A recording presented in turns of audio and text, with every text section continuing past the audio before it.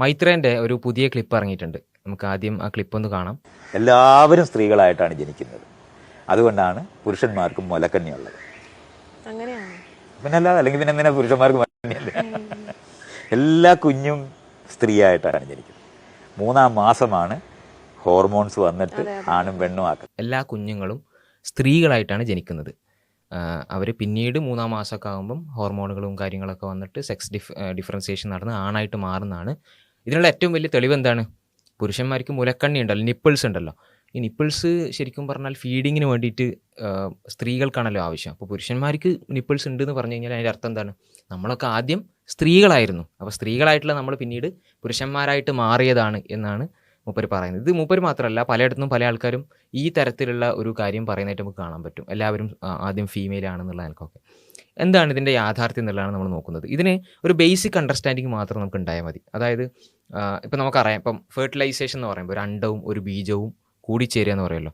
ഈ കൂടിച്ചേരുന്ന സമയത്ത് ബീജം എന്ന് പറയുമ്പോൾ അതിൽ എക്സ് ക്രോമസോമും വൈ ക്രോമസോമും ഉണ്ടാവും.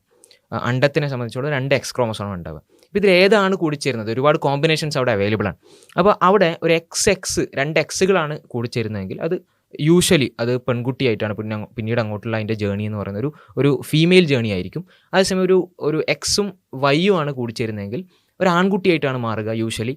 അതല്ലാത്ത ഡീവിയേഷൻസും കാര്യങ്ങളൊക്കെ റെയറായിട്ട് വരാം. പക്ഷേ യൂഷ്വലായിട്ടുള്ള ഇതിങ്ങനെയാണല്ലോ. ഇത് നമുക്കെല്ലാവർക്കും അറിയുന്ന ഒരു ബയോളജിയാണ്. ഒരു ബീജവും അണ്ടവും ചേർന്നിട്ട് എക്സോ എക്സ് വൈയോ ആയിക്കഴിഞ്ഞാൽ അവിടെ ഒരു ബ്ലൂ പ്രിൻ്റ് റെഡിയായി നമുക്ക് വേണമെങ്കിൽ പറയാം. അതായത് ആ കുട്ടി എന്തായി മാറണം എന്നുള്ളതിൻ്റെ ബ്ലൂ പ്രിൻ്റ് അവിടെ റെഡിയാണ്. ആ ഒരു ഫെർട്ടിലൈസേഷനിലൂടെ തന്നെ ആ ബ്ലൂ പ്രിൻ്റ് റെഡിയാണ്. പിന്നീട് അങ്ങോട്ട് എന്താണ് സംഭവിക്കുന്നത്? ഇപ്പോൾ ഇവിടെ 3-ാം മാസത്തിന് എന്തൊക്കെ കഥകളൊക്കെ പറയുന്നു നമ്മൾ സ്വാഭാവികമായിട്ടും ചിന്തിക്കുമല്ലോ.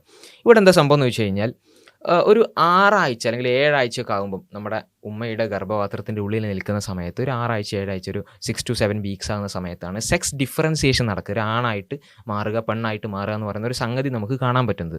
അപ്പോൾ എന്തുകൊണ്ടാണ് ഇത്രയും വീക്സിൻ്റെ അപ്പോൾ 6 ആഴ്ച വരെ എന്തായിരുന്നു, അല്ലെങ്കിൽ 7 ആഴ്ച വരെ എന്തായിരുന്നു എന്നുള്ളൊരു ചോദ്യം ഉണ്ടല്ലോ. എന്താണെന്ന് വെച്ച് കഴിഞ്ഞാൽ ഈ സെക്സ് ഡിഫറൻസിയേഷൻ നടക്കണമെങ്കിൽ ചില സംഗതികൾ ആ കുട്ടിയുടെ ഉള്ളിൽ വേണം. ആ സംഗതികൾ ഉണ്ടാക്കിയെടുക്കാനുള്ള, സിമ്പിളായി പറഞ്ഞാൽ ആ സംഗതികൾ ഉണ്ടാക്കിയെടുക്കാനുള്ള ഒരു സമയമാണ് ഇത്രയും ആഴ്ചകൾ എന്ന് പറയുന്നത്.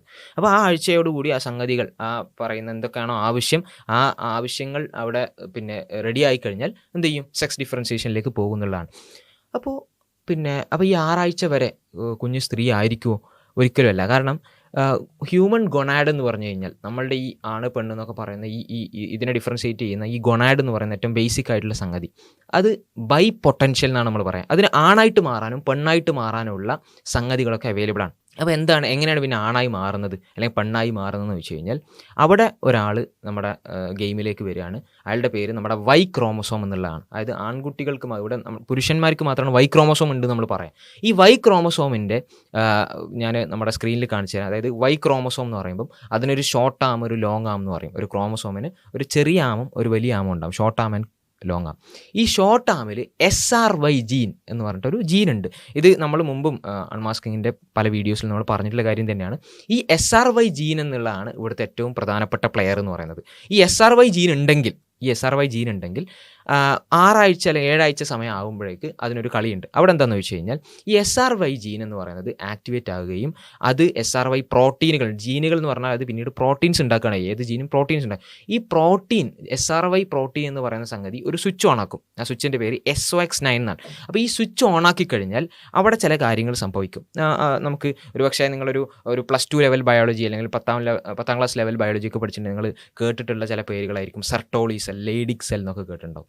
അതായത് പുരുഷൻ്റെ കേസിലാണ് നമ്മളിത് കേൾക്കുക. അപ്പോൾ ഇങ്ങനെയുള്ള ഒരു ടെസ്റ്റിസ് എന്ന് പറയുന്ന, പുരുഷൻ്റെ ടെസ്റ്റിസ് എന്ന് പറയുന്ന സംഗതി അത് ഉണ്ടാക്കുന്നതുമായി ബന്ധപ്പെട്ട് സിമ്പിളായി പറയുകയാണെങ്കിൽ ഈ സെർട്ടോളി സെൽസ്, ലേഡിക് സെൽസ് അതൊക്കെ പിന്നെ ഉണ്ടാക്കിയെടുക്കാനും അങ്ങനെ പുരുഷനിലേക്ക് മാറാനുള്ള ഒരു വഴിയാണ് ആക്ച്വലി ഈ SRY ജീനും വഴി, SRY പ്രോട്ടീൻ അതൊരു സ്വിച്ച് ഓൺ ആക്കുന്നത് വഴി സംഭവിക്കുന്നത്.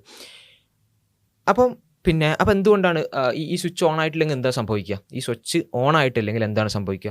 അത് ഒരു സ്ത്രീയായി മാറും. ഇതിൻ്റെ പരിപാടി എന്താണെന്ന് വെച്ച് കഴിഞ്ഞാൽ, സിമ്പിളായി പറഞ്ഞു കഴിഞ്ഞാൽ, ഇവിടെ നമ്മൾ സ്ക്രീനിൽ കാണുന്നത് പോലെ തന്നെ ബൈ പൊട്ടൻഷ്യൽ ഗൊണാഡുകൾ നമുക്കുണ്ട്.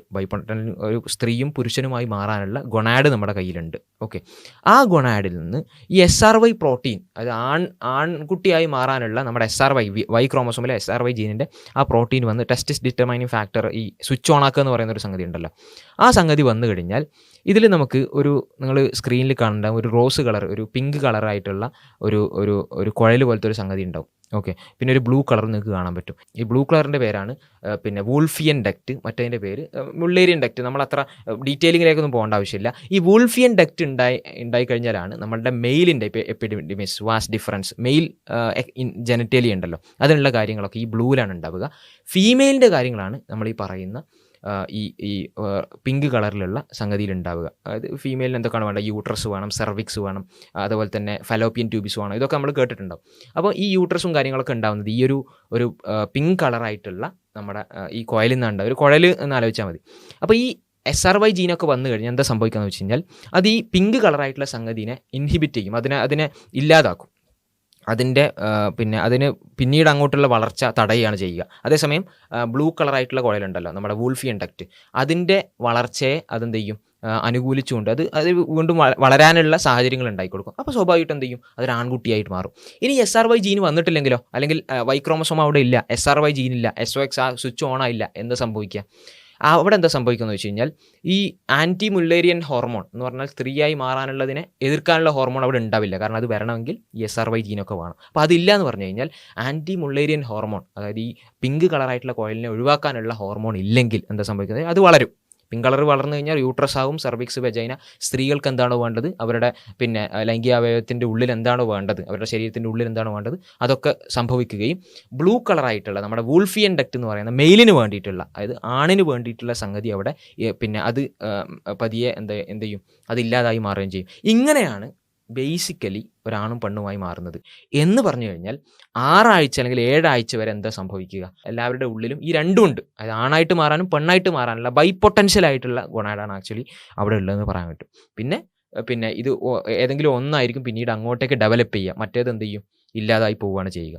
അപ്പോൾ അതുകൊണ്ട് എല്ലാവരും സ്ത്രീകളാണ് എന്ന് പറയുന്ന ഒരു ക്ലെയിം ശരിയാണോ? ഒരിക്കലും ശരിയല്ല. കാരണം 6 ആഴ്ച വരെ രണ്ടുമായി ഡിഫറൻഷ്യേറ്റ്, ആണും പെണ്ണുമായി മാറാനുള്ള സംഗതികളൊക്കെ നമ്മുടെ ഉള്ളിലുണ്ട്. അതിനുശേഷമാണ് ഏതോ ഒന്ന് മാത്രം എന്ത് ചെയ്യും? ഡെവലപ്പ് ചെയ്യും, മറ്റത് ഇല്ലാതായി മാറും എന്നുള്ളതാണ്. അതിൻ്റെ ഒരു ഫിസിയോളജി മാത്രമാണ് നമ്മളിപ്പോൾ ഇവിടെ പറഞ്ഞിട്ടുള്ളത്. ഇതിൽ പിന്നെ നമ്മൾ മനസ്സിലാക്കേണ്ട വേറൊരു കാര്യം വെച്ചാൽ, ഇതിൻ്റെ തെളിവായിട്ട് മൂപ്പര് പറഞ്ഞെന്താണ്? അതായത് ആണുങ്ങളിൽ മുലക്കണ്ണ് കാണുന്നുണ്ടല്ലോ, നിപ്പിൾസ് കാണുന്നുണ്ടല്ലോ. സോ അതെന്താണ്? അത് എല്ലാവരും സ്ത്രീകളായിരുന്നു എന്നുള്ളതിൻ്റെ തെളിവാണെന്നുള്ള നിലക്കാണ് മൂപ്പർ പറയുന്നത്. ഇതിലും ഒരു അബദ്ധമുണ്ട്. കാരണം എന്താണെന്ന് വെച്ച് കഴിഞ്ഞാൽ, ഈ മുലക്കണ്ണ് അല്ലെങ്കിൽ ഈ നിപ്പിൾ എന്ന് പറയുന്ന സംഗതി ഡെവലപ്പ് ചെയ്യുന്നത് നമുക്ക് കാണാൻ പറ്റുന്നത് അത് ഒരു 4 to 6 വീക്സ് എന്നുള്ളതാണ്. 4 to 6 വീക്സ് എന്ന് പറഞ്ഞാൽ, ഞാൻ നേരത്തെ പറഞ്ഞു 6 മുതൽ 7 ആഴ്ച, 6 ആഴ്ച 7 ആഴ്ച ആ ഒരു ടൈമിലാണ് ആണും പെണ്ണൊക്കെ ആയിട്ട് മാറുന്നത്. അതിന് മുമ്പേ നിപ്പിൾ ഉണ്ടാവുന്നുണ്ട്. അതായത് ബൈ പൊട്ടൻഷ്യലായിട്ടുള്ള രണ്ടുമായി മാറാനുള്ള ആ ബ്ലൂ പ്രിന്റിൽ തന്നെ നിപ്പിളുണ്ട്. ആണിനും പെണ്ണിനുമുള്ള ഒരുമിച്ചുള്ള കോമൺ ബ്ലൂ പ്രിന്റിൽ എന്തുണ്ട്?